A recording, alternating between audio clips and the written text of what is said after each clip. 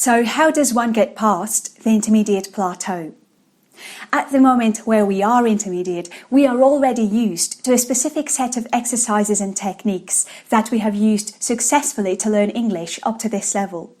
The mistake that we make is that we try to grab that set of techniques and try to apply it to our further growth. Once we reach the level intermediate, our whole routine of attending to the English language has to change at its core. If we used to regard the English language mainly as a subject, like a school discipline, like maths or algebra, something that you have to cram in on or study, from this moment on, if you're feeling stuck, you need to start regarding the English language as a tool for learning about the world. You need to use it as a tool, just like a mechanic would use a wrench to fix a car or anything. You can no longer regard the English language as a hat that you put on when you have to speak on specific occasions. And what you need to do instead is try to regard the English language as a skin that your body walks in on a day-to-day basis. The reason why we get stuck is because very often we lack feedback. We lack someone who will tell us that what we're doing is highly ineffective.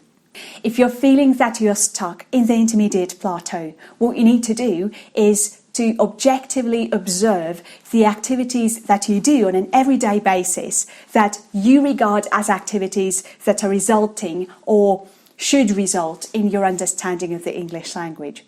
See what exactly you do and see which things actually bring you to the next level and which things are impeding your progress. Having a real observer who you can talk to in terms of your English progress, such as a private tutor, for instance, may be indispensable. But if you don't have access to a private tutor, for instance, you can do it yourself. You need to see very clearly if the process that you're engaged in is effective or not. To do that, you need to take things out of your brain. We may be thinking of our brain or our mind as a perfect tool for creativity, when in fact it very often distorts details of what we do, and very often, even though we may ruminate about things, we end up doing nothing. That's the reason why professional writers and planners prefer writing things down, so that they can get a more objective glimpse of what their narrative or their story will look like on paper. That is something you need to do as well. Don't trust your mental circulation of thoughts that you might observe subjectively.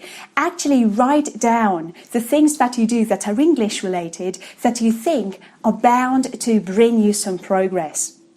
You can press the record button on your recorder on your phone and record yourself speaking out loud, telling a transparent, imaginable observer what your English related activities are like.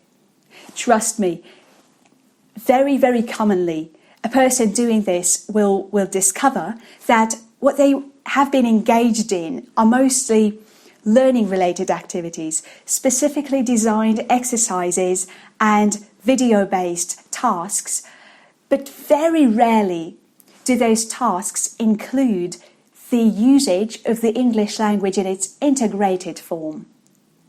Just start thinking of the English language as a tool, as a medium through which you communicate with the world around you. This is a shift in perspective that needs to happen if you want to actually speak English at the level that we're used to calling advanced in this industry. Make sure you do it and come back to this video and let me know how many of your activities were actually designed to promote learning specifically, and how many activities you actually do on a day-to-day basis to help you integrate the English language as part of your life, as part of your identity, so that you can actually go out and use English as a tool to discover the interesting facts about life, you name it. To add to what I've just said, don't get me wrong, exercises are a fantastic and targeted way to improve on your English vocabulary. They're incredible in terms of improving on your grammar understanding, the understanding of grammar rather. That's something that you can achieve using exercises. Also, they will train your matching skills that may or may not come in handy in your everyday life. But even if you're working with exercises, see how that may be applicable to your real life. Exercises are just ground zero. What actually bears fruit is you using the material from the exercises. Only that could hold the label learning. Here is one way that I recommend to my students who are interested in doing exercises and who really love doing exercises, you know, when you have to complete the gaps or when you have to do some matching activity or anything. You will find those exercises in many advanced books, by the way, but beware that those are just ground zero steps that won't bring you the advanced level, bar none.